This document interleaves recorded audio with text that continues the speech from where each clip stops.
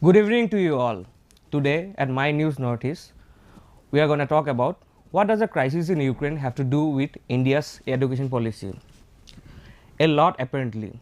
The ongoing political crisis in Ukraine has a small subplot that links to the education policy of India.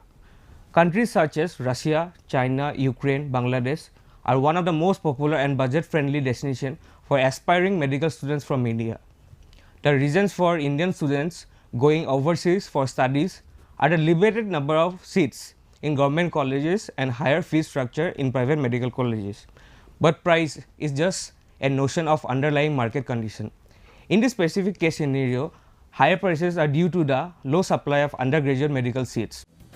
Out of 88,120 seats offered every year, a total sum of 40% seats are in government colleges, while 60% are private colleges where the fee range is as higher, ranging from 18 lakhs to 30 lakhs a year.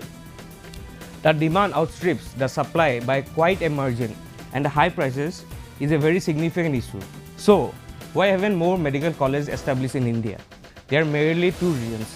One, unreasonable restriction for setting up medical colleges.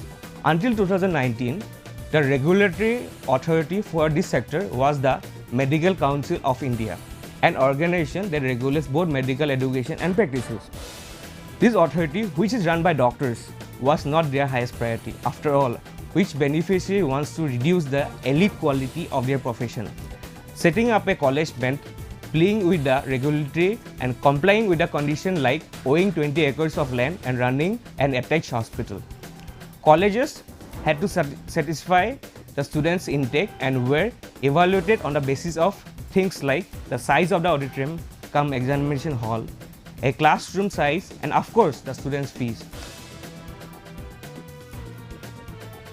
To sum up, all the perverse incentives dutifully put together to create a rent-setting apparatus par excellence, which resulted in a rise in corruption. Only politicians and highly influenced people who would stare down the regulatory risks starting new colleges and rest stayed away. In recent times, the number of medical colleges has increased handsomely from a very low base. Irrespective of the fact that Union Health Ministry got approved by the Lok Sabha to set up 132 medical colleges in government sectors and 77 in private sectors, an increase in 72% since 2013. However, the intake of these colleges continued to remain low. Comparing to the medical seats available in India, China has nearly 3.5 times more than India. It is the largest number of medical colleges in the world, and yet it isn't producing nearly enough doctors. The private colleges prefer to stay small in case of seats rather than to grow.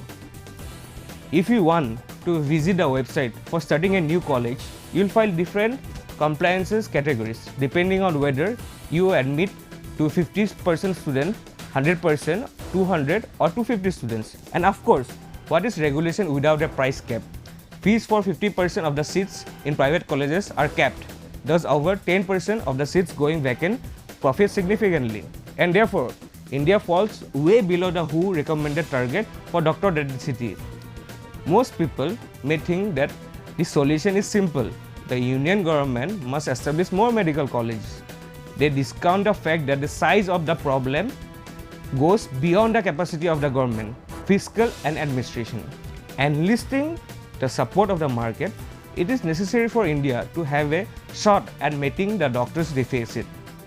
Commercialization. Commercialization becomes evil and economic. Reasoning is deemed inapplicable. The fear of poorly trained doctors, misdiagnosis patient is used to debate any solution for liberalizing medical education. Addressing this concern requires strengthening the regulation of medical practices, not smoothing medical education. Thank you for watching My News Northeast. Myself Saraswat Kashyap signing off, and please don't forget to like, share and subscribe. For the first time in Northeast, My News brings you a show fully dedicated to automobile reviews. It's full of passion, truth and hell lot of torque.